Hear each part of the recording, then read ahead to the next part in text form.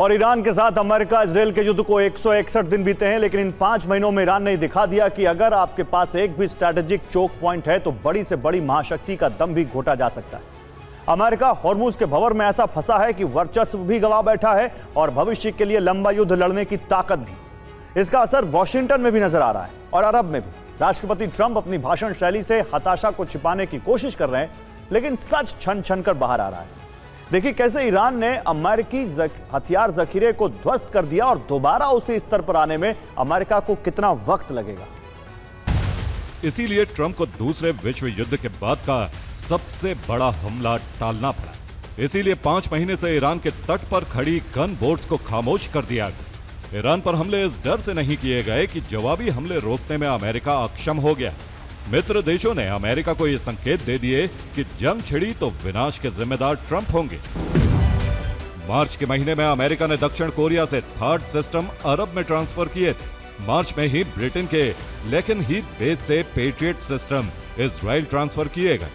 अप्रैल में जर्मनी के रमस्टीन बेस से भी टॉमाहॉक मिसाइलें अरब भेजी गईं।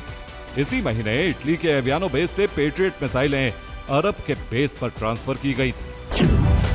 ट्रंप ने पेंटागन से कहा है कि हथियारों की कमी वाली रिपोर्ट लीक होने से बातचीत में अमेरिका का प्रभाव कम हुआ है। वॉल स्ट्रीट जर्नल की रिपोर्ट है कि ट्रंप ने रिपोर्ट लीक मामले में जांच के आदेश दिए।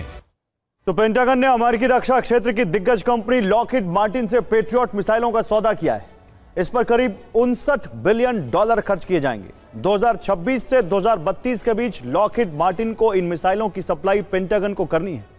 नॉर्थरॉप ग्रुमैन के साथ अमेरिका ने $3 बिलियन का सौदा किया है। यह कंपनी इन मिसाइलों के पुर्जे बनाती है।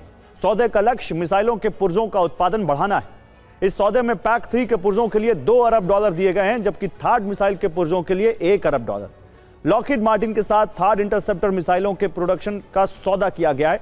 इसकी कीमत $35.3 बिलियन है। 2026 से 2032 के बीच लॉकहीड मार्टिन ये मिसाइलें अमेरिका को देगा। इसके साथ ही RTX के साथ $399 मिलियन का सौदा हुआ है। यह कंपनी अनुबंध के तहत अमराम मिसाइलों की आपूर्ति करेगी। सबसे पहली चिंता है कि अगर हॉर्मुज पर समझौता नहीं होता तो अरब पर ईरान के हमले कैसे रोके जाएंगे। इसके साथ ही ईरान पर लंबे समय तक हमले करने के लिए प्रिसीजन स्ट्राइक मिसाइलें नहीं। दूसरी चिंता है कि रूस के फ्रंट पर नाटो का युद्ध छिड़ गया तो अमेरिका कैसे इस संकट से निपटेगा। तीसरी चिंता है कि अगर चीन ने हिंद प्रशांत क्षेत्र में आक्रामक रुख दिखाया तो उससे कैसे निपटा जाएगा। और मिसाइलों को बनाने में लंबा वक्त लगता है। जैसे पेट्रियट के सबसे एडवांस वर्जन PAC-3 MSA की मिसाइलें बनाने में करीब 2 साल का समय लगता है। इस मिसाइल में लगने वाला सॉलिड फ्यूल रॉकेट मोटर बनाना जटिल होता है। इसके ईंधन के लिए कच्चा माल तैयार करने में 30 महीने का समय लग जाता है।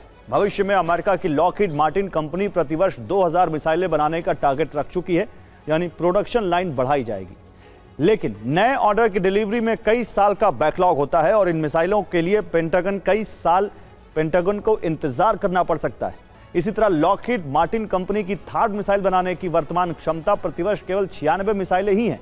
अब टारगेट बढ़ाकर 400 मिसाइलें प्रतिवर्ष किया गया है और उसका इंफ्रास्ट्रक्चर बनने में ही लंबा समय लगेगा। RTX कंपनी अमराम मिसाइलों की प्रोडक्शन लाइन को और ज्यादा मॉडर्न करने के लिए इन्वेस्ट कर रही है। अमराम मिसाइलों का प्रोडक्शन टारगेट 1900 मिसाइल प्रतिवर्ष रखा गया है। टोमाहॉक मिसाइलों का प्रोडक्शन टारगेट 1000 प्रतिवर्ष रखा गया है। SM-6 मिसाइलों का प्रोडक्शन टारगेट 500 प्रतिवर्ष रखा गया है। यह भविष्य की रूपरेखा है।